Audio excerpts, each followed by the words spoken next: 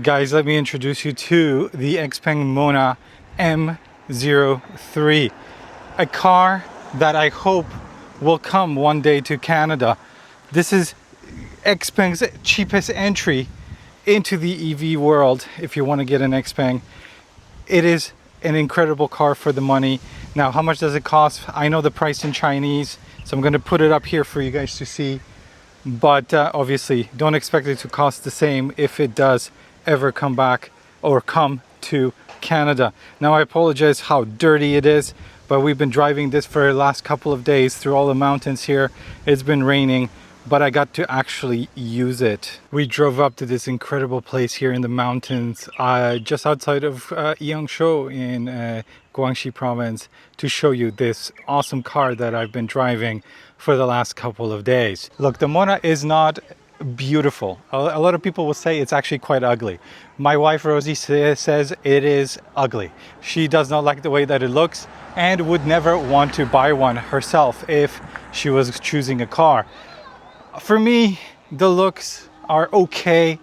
I like the lights because you've got two different ones. They're kind of separated. They look good when they light up. It's not too bad. Now, this one is the cheapest version, yet it still has all of the different systems for XPeng's autonomous driving, which is basically the equivalent of their autopilot, something that Tesla has, obviously, and it is vision-based only. So they don't do any LiDARs, not even on their most expensive cars. They will not put a LiDAR on there. So you are vision based only, like that Tesla in the back that is just making noise right now. So outside, it's your typical sedan. This basically goes head to head with the Model 3 right there, but it is significantly cheaper here in the Chinese market. But let's have a look inside and I'll show you guys what it looks like in there, because it does look a little bit better inside than it does outside. Door handles are pop-out style like this, and then there is a physical lock here if you ever need to open the door. You open it and you step inside.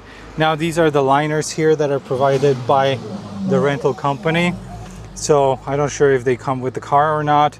And then in my door pockets I have some stuff, so there's going to be noise when I close it, just letting you guys know. But getting into the interior, let's step in. It is not bad.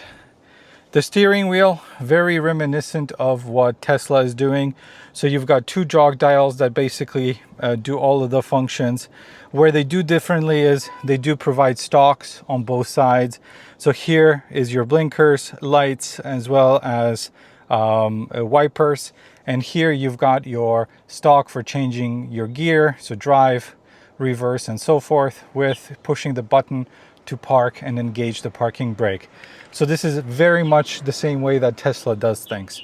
And obviously here is a driver monitoring system, right? So on the higher level trims, the ones that come with full self-driving, that makes sure that you're not falling asleep. So let me close the door and then get some air conditioning. So here, what you guys have is their system. Now, this should be flipped here.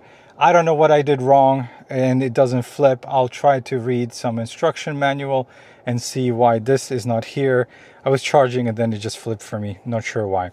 So here is your map screen. Okay, so that you can make that bigger, and here is the car screen. You can obviously make the car screen all the way big and spin it around here, and you've got some function buttons right there. Now, what's awesome about this infotainment, and I hope it trickles down to the other XPeng models that are running different OS than the Mona does, is that you've got full English functionality. So if you go into settings, boom, everything is in English, which is very nice because it just makes life easier for a lot of people like myself who don't read much Chinese, right? So here you have all of the settings that you would ever need, and it is all in English. And it's pretty snappy. There is not much delay when I go through all of these different menu items. So there you go. Oh, there's a system update. I'm not going to update anything. It's not my car, so I don't want to bother with that. So here's my efficiency for the last 100 kilometers that we've been driving. 12.3 kilowatt hour, which is not too bad, right? And this is a pretty much brand new car. 13,000 kilometers. I reset this when we got the car in Guilin, so I have been driving it for more than 400 kilometers so far. So yeah, pretty cool infotainment system that's pretty snappy. And then you can just push here, and then 360 cameras as standard. Even on this cheapest trim, you can even switch it to just the sides so you can see when you're parking, or you can go full 360 here, right, with all the different areas that you would want to cover, right? So it's up to you what you want. So that's your cameras there. We go back, and then you have some quick toggles to open the trunk, lock the car. And you also have guard mode, or maybe like pet mode, right? So that you can then keep the car running, keep your pets safe. So for the most part, I would say, the infotainment works well, and I'm so happy that it's in English, right? It's awesome. And then obviously here you have your settings for your climate control and so on and so forth. And then here's all the vents, right? And then just looking around the car itself, we have basically what they call vegan leather, right? Cup holders are pretty good. They're nice and sturdy and big enough even for your biggest cups. So they fit quite well. Here you've got a charging pad as well as the NFC card reader to start the car. Obviously, if you're the owner, you have app access, and then you can get in and out through the app. And then here is just a little bit of a XPeng logo. Then here underneath this, you've got your storage space. You've got USB-A, USB-C ports there if you need to, because honestly, this thing just makes your phone warm, and that's pretty much it. Here, you've got physical toggle switches to open and close your windows, as well as a nice, very nice, hefty door opening switch, which I really like. I prefer this over the button in the Tesla. I think it just works well for me. And then you've got your rear view mirror here, of course. There is your hazard button. You've got lights here that you can just turn on and off if you need to. And obviously here is your mirror, and you've got that on this side as well for the passenger if needed. And then obviously no Chinese car would be without a panoramic roof, which just comes as standard. Look, the seating position, driving position here is awesome. I really, really like it, and I've got enough space. Lots of space here. I'm very, very comfortable with the way that this is, and apologies for my face being all red, but it was sunny yesterday. We didn't expect it, and I got a sunburn. So there you go. But yeah, it's very spacious. I really like this cabin, and I like the feel of it.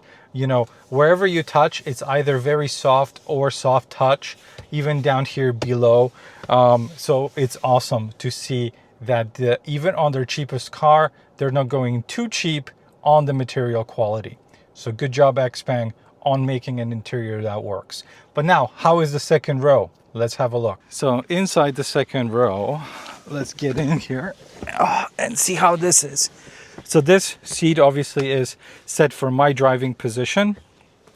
So I've got quite a lot of space. I've got 1.5 fists, or maybe one and a bit more than a half of a fist. And again, here you've got that hefty switch to open up the door, which I really like, and the switch for your windows to go down, right? And the thunk is quite good because I don't have anything in the door pocket. And yeah, lots of space there for your drinks holder. And then here is your lights if you need to. And then this is your coat hook right there. Okay, and then the speakers are built in. So same thing on this side. Coat hook that comes down, light that turns on. And honestly, being in the back here, not too bad. I'm enjoying it. Just my feet can go really under the seat, but that's fine. And then you've got here air conditioning vents, and you've got two USB-C charging ports. I don't see any household plug or anything like that, but it does come with V2L. So in the Chinese market, you will get a V2L adapter. You'll be able to power things outside if needed. So if you go car camping with this car, you'll be able to power your devices or things that you need to have powered without an issue. But yeah, very good. And I think if there's enough space for 3 people to sit here, even adults, but definitely 2 people would be very comfortable. And the headrests are very soft, very cushiony, and work well. The only thing that I don't see is any sort of armrest here that pops down with cup holders. So you're just gonna have to put your cups in the door pockets, which they're big enough, so not a huge issue. But yeah, it looks really good from the back here. And my son has been in the back of this car for the last few days, and he says it's very comfortable. There's these little aerodynamic little wings here. So this is your charging port. So obviously in China, it comes with GBT and Type 2, which we don't have either of these in Canada. And then let's move to the back. So here, what we do have is a pretty sizable trunk. So it's kind of like a hatchback, but not really. They want to call it a shooting brake or whatever. And then you've got quite a lot of space here. Now, unfortunately, there's not much of a sub trunk here. There is some space. So you've got, this is the V2L adapter that comes with the car. You've got a little bit of space, but not too much. Definitely not enough to put a suitcase in there. So that's kind of a miss. I would say there should be a little bit more, at least kind of comparable to the what Tesla Model 3 offers in their car, right? And then you've got speakers here. You've got little hooks for groceries or what have you.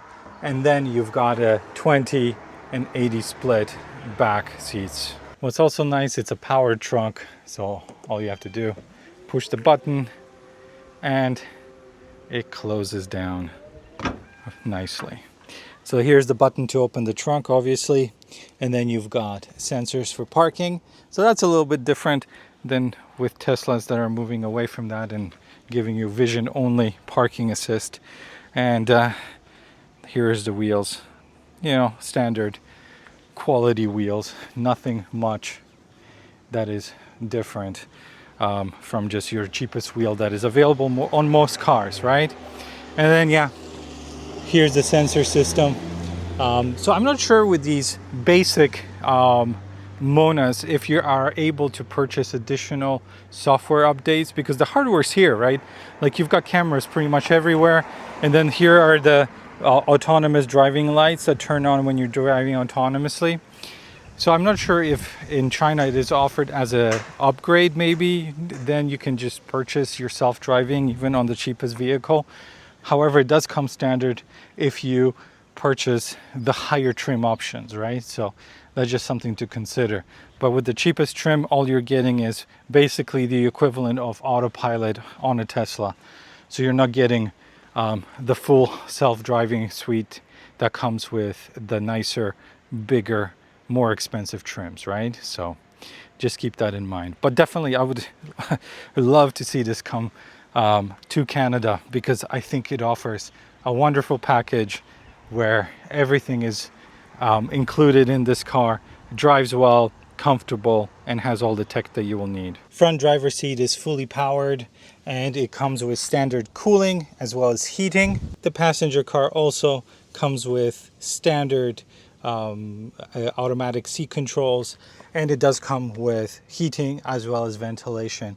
There is no heating or ventilation in the back seats, unfortunately, so that's just something to keep in mind. And obviously there is a sizable glove compartment, but it's not lined or anything like that.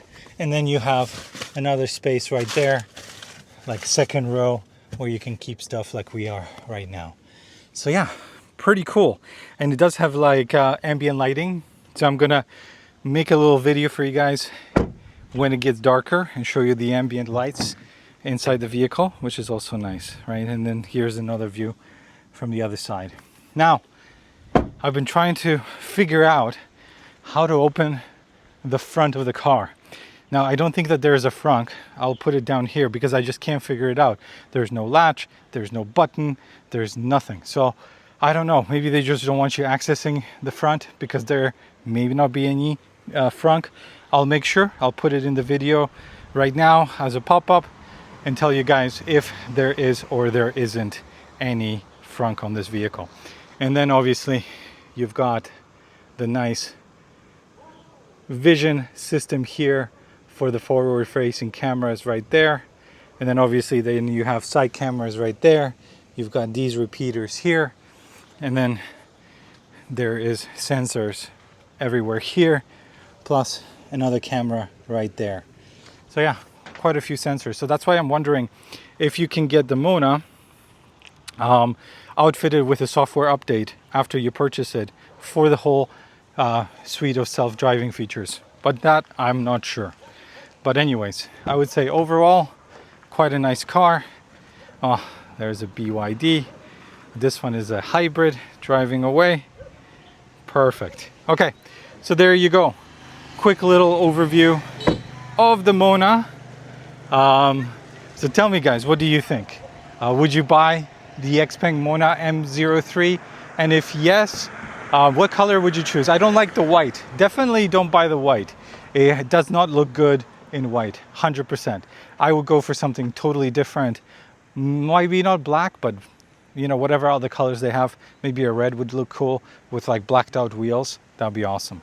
But as it stands right now in white, it's not my best choice.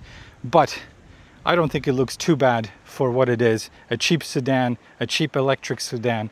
So tell me in the comments if you would want to buy the XPeng Mona M03 if it does come to Canada. I would consider it as a starter EV, and I would recommend it to people who are just getting into the EV game because it does offer quite a lot for hopefully very little money. Because I mean, look, for these Chinese companies to come in and be competitive, well, they have to kind of offer better pricing than just what they're doing right now. Oh, and then you lock the car with a key card, just like you would with a Tesla. So there's very many similarities between this and the Tesla. All right, but anyways, this has been a quick little overview of the Mona M03. I'm gonna have a road trip video over the next few days.